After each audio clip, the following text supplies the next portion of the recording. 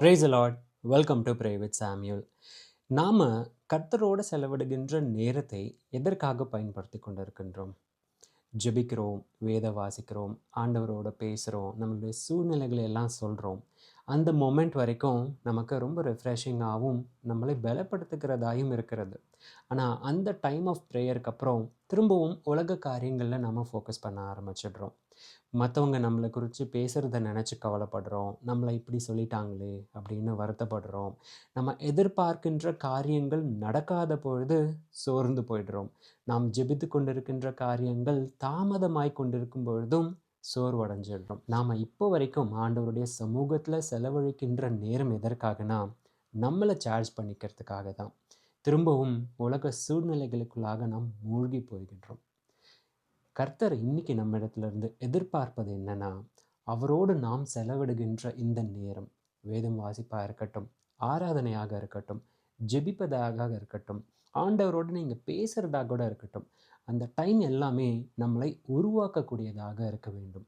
எப்படின்னா, நீங்கள் ஜெபிச்சதுக்கப்புறம் நீங்கள் ஃபேஸ் பண்ணுற ஒவ்வொரு சூழ்நிலைகளையும் நீங்கள் மேற்கொள்ள வேண்டும். அப்படியாக கர்த்தர் நம்மளை உருவாக்க விரும்புகின்றார். என்னென்னலாம் நம்ம ஜெபிக்கின்றோமோ அதில் நாம் உறுதியாக இருக்கணும். கர்த்தர் நிச்சயமாக எனக்காக ஒரு திட்டம் வச்சுருக்கார், அதன்படி கர்த்தர் நிச்சயமாக செய்வார், என்னை பலப்படுத்துவார். விசுவாசம் வேணும்.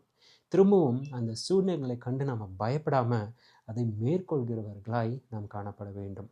அப்படிப்பட்டதாய் நம்மளுடைய ஜெபம் இன்னைக்கு காணப்படும். நாம் ஜெபித்து முடித்த உடனே ஒரு சூழ்நிலை மாறிடணும் அப்படிங்கிறது கிடையாது. அந்த சூழ்நிலை ஏற்பட்டாலும் நான் கலங்க மாட்டேன், நான் வருத்தப்பட மாட்டேன். இதுதான் நீங்கள் பெறுகின்ற முதல் வெற்றியாக காணப்படும். இப்படியாக நீங்கள் கலங்காமல் உறுதியாக இருக்கும் பொழுது நிச்சயமாய் உங்களால் அந்த சூழ்நிலையை மேற்கொள்ள முடியும். கர்த்தர் உங்களுக்கு உதவி செய்வார். ஜெபிக்கலாமா? பிதாவே, இந்த ஜெப வேலைக்காக நன்றி, எங்களோடு பேசின கிருபைக்காக நன்றி ஆண்டவரே.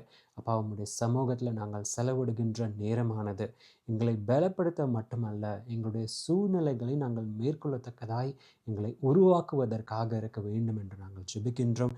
கர்த்தர் எங்களை பலப்படுத்தி அதற்கான ஞானத்தை தருவீராக. மீட்பர் இயேசுவின் மூலம் ஜெபம் கேளும் எங்கள் ஜீவனுள்ள நல்ல பிதாவே. ஆமென். God bless you.